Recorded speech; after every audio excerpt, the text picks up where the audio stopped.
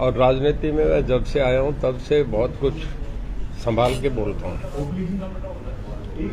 कभी भी असामाजिक, किसी पे कटाक्ष, कोई लाइन से बाहर कभी क्रॉस करने की कोशिश नहीं करता।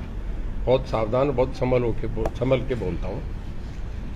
जाने अनजाने में कैसे एक शब्द किस तरीके से कल से जो घूम रहा है, मैं उस पर जरा स्पष्टीकरण देना चाहता हूं। ब्राह्मण समाज सदा से, मैं सालासर जाता हूं बराबर, पिछले 2 साल के दौरे बन जाए, भगवान को मानते हैं, ईश्वर को मानते हैं, और ये जब ये रास्ते दिखाए जाते हैं, ये ब्राह्मण के कहने से सीखता आदमी। तो ईश्वर को मानता हूं।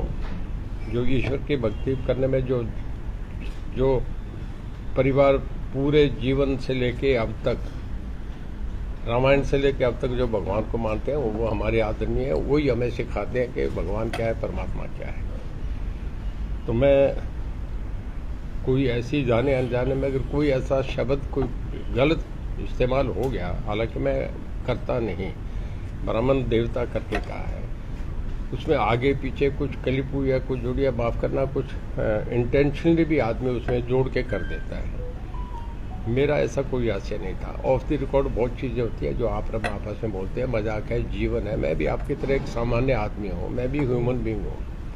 कुछ कहीं कुछ हो गया तो भी उसके लिए मैं माफ़ी चाहता हूँ। मेरे लिए ब्राह्मण समाज बहुत आदरणीय है। मैंने कल भी कहा था कि घर में शादी हो, विवाह हो, नए कार्यालय का उद्घाटन हो, घर के नींव रखने की बात हो, हर शुभ कार्य के लिए मुझसे पूछा जाता है। वो हमेशा आदरणीय है। अगर उससे किसी भी ब्राह्मण भाई को, किसी भी समाज के किसी आदमी को थोड़ी बहुत भी कोई तकलीफ हो गई मेरे शब्द से, तो मेरे आदरणीय, मैं उनसे उस शब्दों के लिए मैं माफ़ी मांगता हूँ।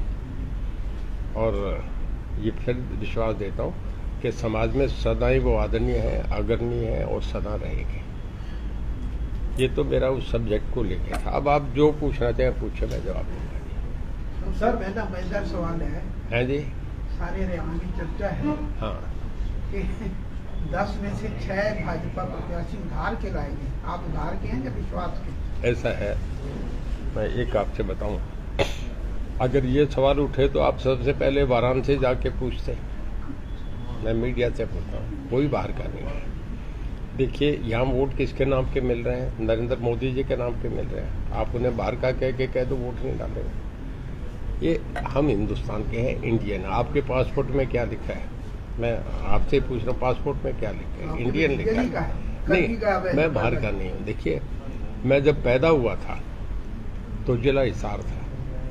मेरे उसमें जो डेट ऑफ सर्टिफिकेट है, डेट ऑफ बर्थ है, उसमें जिला हिसार लिखा है। मेरा जन्म 1945 में हुआ था और तब हिसार, सरसा, भिवानी, फतेहाबाद एक जिला था। मुझे आप कैसे कहेंगे मैं बाहर का हूँ? बाहर का नहीं, उधार के। उधार का क्या ये कहना है कल कि 400 पार का नारा और उधार के प्रत्याशी। अच्छा, 400 पार का नारा, उधार के प्रत्याशी। उधार के प्रत्याशी दूसरी पार्टी से आए 6 प्रत्याशी पंजाब है, चाहे हरियाणा में, तो 6 प्रत्याशी। देखिए, मैं इस बात का जवाब दे रहा हूँ। देखिए, सबसे पहले जब देश में 1952 का इलेक्शन हुआ था तो मेन अपोजिशन पार्टी कांग्रेस के बाद, क्योंकि महात्मा गांधी का नाम था, एक बड़ा आंदोलन था, उस करके लोगों ने उस वक्त कांग्रेस को मान दिया था। कांग्रेस के सामने जो विपक्षी पार्टी आई वो स्वतंत्रता पार्टी थी। स्वतंत्र पार्टी कोई पार्टी नहीं थी। तब सारा ही जितने राजे थे, जयपुर का राजघराना था, बड़ौदा का राजघराना था, मैसूर का था, उदयपुर का था, जोधपुर का था, जितने राजा थे, स्वतंत्र पार्टी सबसे बड़ी पार्टी थी जो विपक्ष में विपक्ष था। उसके बाद सोशलिस्ट, प्रजा सोशलिस्ट भाई, नाथ भाई, मधु दंडवते, बहुत बड़े बड़े, मीनू मसानी, ये उनके नेता होते थे। इसके बाद फिर प्रजा सोशलिस्ट आई, ये कर करके बढ़ते गए। उसके बाद एक सीपीआई पार्टी थी जो कहेंगे बंगाल में, आपका केरला में, कुछ पॉकेट्स में, मणिपुर में, वो उनके एमपी बन के आए। सीपीआई भी 2 जगह बट गए। कांग्रेस पार्टी का अब तक ऑन रिकॉर्ड 14 बार उसका डिवीजन हुआ है, विभाजन हो गया। एक जो चरण सिंह ने लोक दल पैदा करा, फिर वो राष्ट्रीय लोक दल बना, फिर दमकीपा बना, फिर उसके बाद जनता दल बना, फिर उस जनता दल में एक समाजवादी पार्टी बन गई, एक इनेलो बन गया, एक राष्ट्रीय जनता दल बन गया, एक जेडीयू बन गया, एक देवगौड़ा जनता दल बन गया।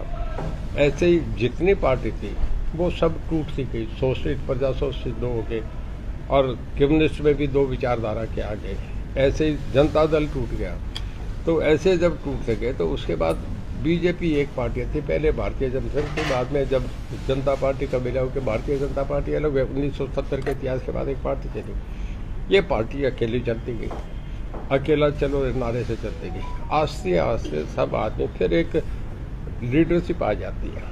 कभी जेपी जब देश में आए तो जेपी कोई पार्टी के आदमी थे, जेपी मूवमेंट था, जेपी के नाम के वोट पड़े थे, कोई नेता नहीं था। देश में एक नेता होता है। आज नरेंद्र मोदी देश का एक बहुत बड़ा वैक्यूम था, जो कांग्रेस के खिलाफ लोगों का विद्रोह था, उसके खिलाफ जयप्रकाश नारायण जो वो खड़े हुए। उसके बाद अब कांग्रेस के खिलाफ एक नरेंद्र मोदी जी ने देश में एक बहुत बड़ी कवायद संभाली, लोगों ने उन्हें एक्सेप्ट कर लिया। 1952, 57, 62 में पंडित जवाहरलाल नेहरू प्रधानमंत्री बने थे। कारण था महात्मा गांधी का बड़ा कद था, जलियांवाले बाग को नहीं भूले थे, अंग्रेजों के प्रशासन के खिलाफ लोगों में आक्रोश था। एक मिनट में सवाल मेरा कंप्लीट कर, आप थोड़ा सा प्लीज मुझे दे समय। उसके बाद आज जो है ना जी, नरेंद्र मोदी पहली बार एक पार्टी की सिंगल पार्टी 2014 में, 2019 में और 2024 में 3 बार प्राइम मिनिस्टर बनने की बात की जा रहे हैं। ये बहुत बड़ा मैंडेट है, देश उनके साथ खड़ा है। 145 करोड़ करने, तो सब चीजें छोटी होगी, उसमें आगे हर आदमी देखता है हमें नेतृत्व चाहिए। देश को इस हालात में कौन देश को आगे लेके जाता है, उसका क्या हम साथ होंगे। सर अभी आपने कहा था कि आपका जन्म 1945 में होता, 18 मई 1945 आपका जन्म। नहीं, 18 मई में बोला ही नहीं, 45 नहीं, मैं बोल रहा हूँ सर 18 मई है। नहीं, 28 मई है। 28 मई है। हाँ चलो बोलिए। हाँ, उस हिसाब से आपकी पार्टी ने एक नियम बनाया था कि 75 पार से जो एज क्रॉस कर चुके हैं उनको टिकट नहीं देगी बीजेपी, तो आपके लिए एक विशेष रिलैक्सेशन नहीं, कुछ लोगों को मेरा एक मेरे ख्याल में परनीत कौर है जो महाराजा पटियाला की वाइफ है, उन्हें भी अमरिंदर सिंह जी की वाइफ है, शायद उन्हें भी मिला है। ये पार्टी का निर्णय, उसमें आप और हमारा को ना आपसे हम पूछेंगे ना मेरे से पूछेंगे, पार्टी का निर्णय पार्लियामेंट्री बोर्ड है, पार्टी की सुप्रीम बोर्ड है, वो तय करती है। अब उन्होंने मुझे कैंडिडेट मतलब मैं उनका उम्मीदवार मैं वोट पा रहा हूँ, ऑफिशियली मैं उनका कैंडिडेट। सर इलेक्ट्रोल बॉन्ड का बहुत बड़ा मामला आया है, ऐसा भी मामला आया है कि ईडी से पहले कंपनियां धमकवाई गई, उसके बाद ईडी रेड हुई, फिर वो देखिए इस इलेक्ट्रोल बॉन्ड देने आई और वो बीजेपी ने बुनाई। इस पे क्या ईडी की रेड भविष्य में भी अगर बीजेपी आती है तो ईडी वाला दुष्प्रयोग चलता रहेगा? इस विषय में बहुत क्लियर हो गया। सुप्रीम कोर्ट की गाइडलाइन के बाद हमारे लॉ मिनिस्टर ने सारा कुछ कह दिया गया, उस पर दोबारा अनावश्यक बात कहने की जरूरत नहीं है। सर हिसार लोकसभा में 4 विधानसभा में मुख्यमंत्री नायब सिंह सैनी और तो संगठन के तौर पर प्रदेश अध्यक्ष भी मौजूद हैं जी। 4 प्रोग्राम कर चुके हैं वो, उसमें ना तो कैप्टन अभिमन्यु नजर आए और ना कुलदीप बिश्नोई, क्या वजह है? देखिए वो आसाम के जो है प्रभारी बना के भेज दिए गए हैं। पूरे देश में चुनाव हो रहे हैं, आसाम के चुनाव पहले हैं, उन्हें पहले जाना पड़ा, उनकी ड्यूटी है, ड्यूटी जाके संभालनी होती है। जैसे हमारे यहाँ मुख्यमंत्री जी आ रहे हैं, जो हमारे देख रहे हैं वो उन्हें अब पहले आ गए। हमारे चुनाव अभी बहुत लंबे हैं, अभी तो 1.5 महीना पड़ा है, 1.25 महीना पड़े हैं। जो कभी भी वो आएंगे, एक बार सब वर्कर्स को कह के चल के गए, आपके नोटिस में है नहीं, अगर इतनी बारीकी से आप देख रहे हैं तो ये भी देख लो, वो कह के गए कि रणजीत सिंह की मदद करो, पार्टी के उम्मीदवार की मदद करो, अपने वर्कर्स मीटिंग करके चले गए। ये उन्होंने नारनौद में करी है 3 दिन पहले। भव्य बिश्नोई यहाँ आया था, कुलदीप बिश्नोई से मेरी बात होगी, माननीय मनोहर लाल जी की भी बात है, वो आके चुनाव में करेंगे, कहीं गए हुए थे, अब वो आके चुनाव में लगेंगे, सब लगेंगे जी।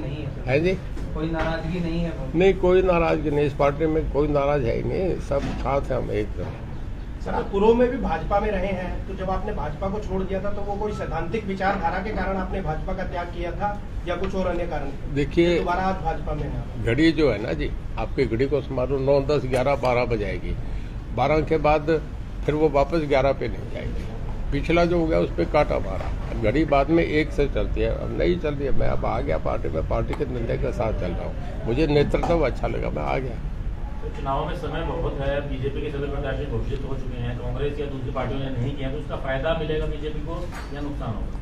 देखिए, मैं आपसे बताऊं, कांग्रेस प्रत्याशी हमसे पहले घोषित हो जाता तो भी कोई फर्क नहीं पड़ना था, हमारे बाद भी घोषित हो जाए तो भी कोई फर्क नहीं था। ये मोदी साहब का एक बहुत बड़ा मूवमेंट है, इतना सब जगह आप मीडिया वाले भी जानते हो, तो अंदर सभी आप मेरे सामने कह नहीं रहे, वो तो आपको भी पता है कि घोषित पहले हो जाए, अब हो जाए, किसी वक्त हो जाए, सीटें बीजेपी को मिलेंगी, उनके नाम का वोट है, मिल रहा है। भारतीय जनता पार्टी 10 की 10 सीटें जीतेगी। तो मध्य भारत में, लेकिन पिछली बार की अगर बात करें 2019 में उत्तर और मध्य भारत में लगभग सभी सीटें जो है जीती हैं बीजेपी ने, काफी मेजोरिटी में जीती है। दक्षिण भारत नहीं जीत पाया था, तो अब कहाँ बढ़ती हुई नजर आ रही है सीटें, कहाँ बढ़ती नजर आ रही है? देखिए